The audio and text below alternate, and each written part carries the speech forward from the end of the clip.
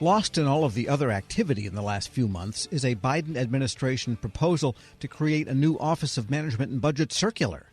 Now, this new circular describes a centralized data management strategy to help agencies with acquisition decision-making.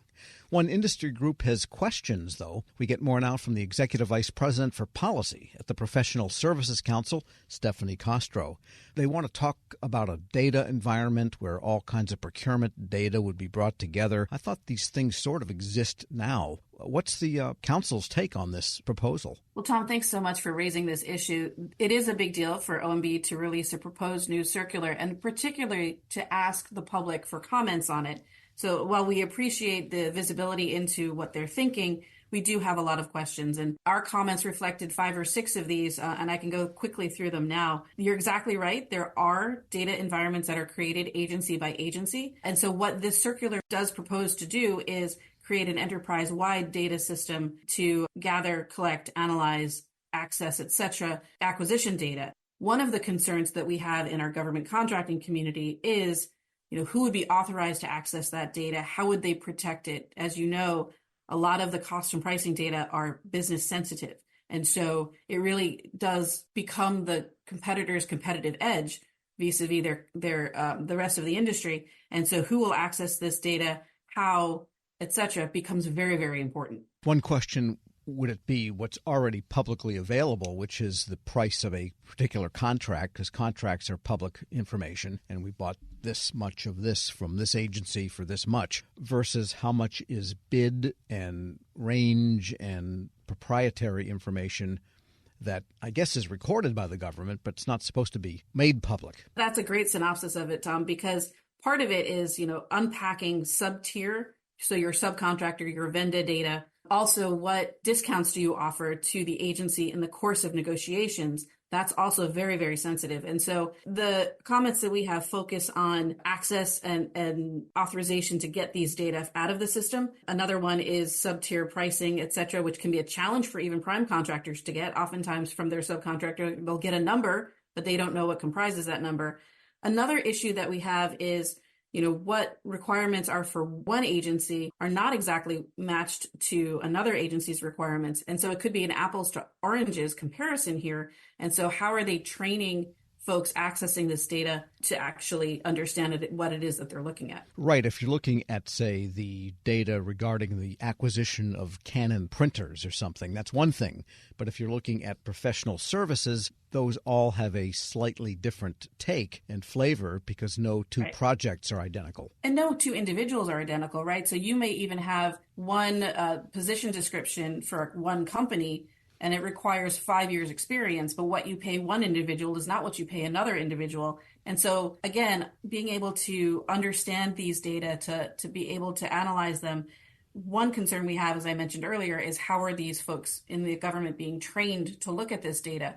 100% agree that, Better Contracting Initiative, which was rolled out by the administration back in November to save billions of dollars to the American taxpayer, that's good intent, but the devil is in the details here, and how will they protect the information, and how will people understand it? And that's not clear from this circular. Besides, aren't we sort of 10 years into category management and the rise of the IDIQ with hundreds, sometimes scores or hundreds of contractors on them, all with pre-negotiated pricing?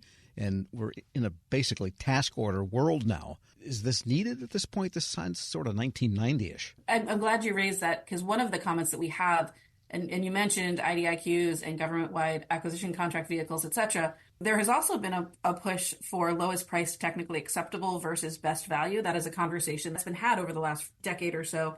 And for me, when I look at how they're gathering data, collecting it, and analyzing it, sharing it, I just hope that this is not a push towards let's do lowest price technically acceptable, because the best value is where you get those nuances of that 5-year requirement for an individual that I mentioned earlier. They're not all created equal, particularly in the services arena. And so we're watching this very closely to make sure this is not a trend towards LPTA, that it is actually getting the government what they want, what they need as the best value proposition.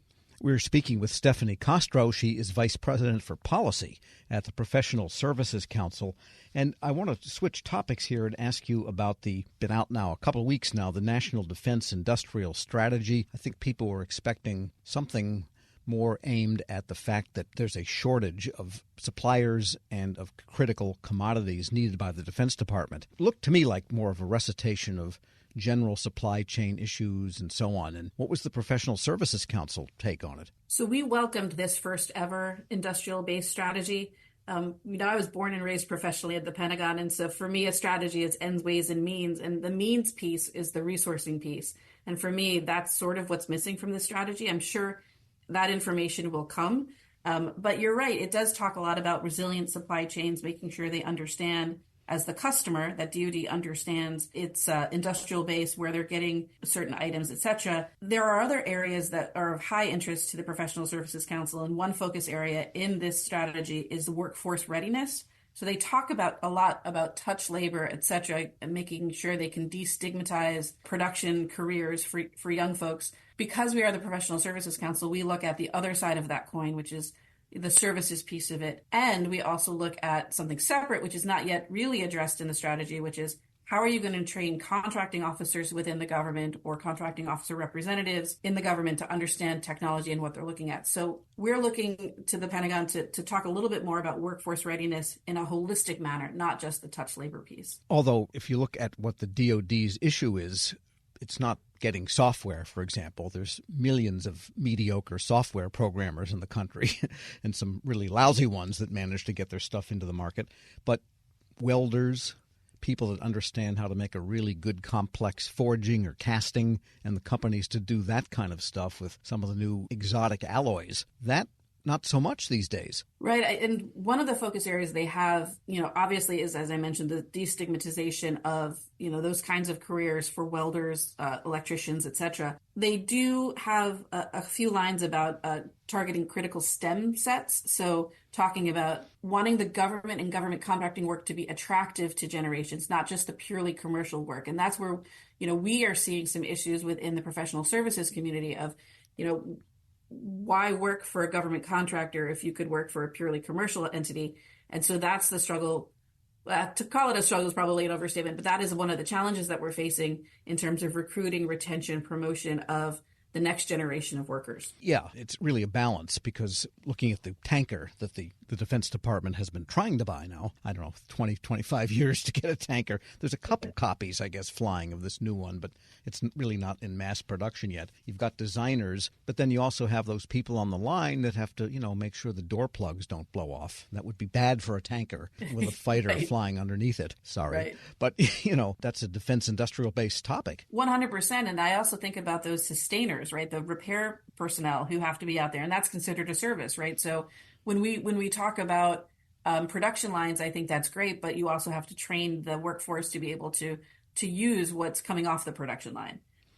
Another area, Tom, just so we can talk about the two other focus areas of the strategy, is flexibility and acquisition authorities, and making sure you have either multi-year procurement authority, et cetera. This is where we run into who owns the intellectual property, and so we're working with the Pentagon and folks who are leading the strategy through to implementation about, what does it mean for companies? And then the fourth area they're looking at is economic deterrence, which is making sure that we are participating in standard setting bodies, et cetera. So it's a little bit more esoteric than some of the other topics. But as a whole, we are really looking forward to working with the Department of Defense on its implementation plan. We understand that will be classified, and that's fine. But as we move forward, what input can we provide to help them understand from the industry side what these four prongs, supply chain, workforce, acquisition, and economic deterrence, how they impact us. And not to gloss over that area about standard setting, but China would like to be the country that sets the standards for industrial goods and so on, process industries.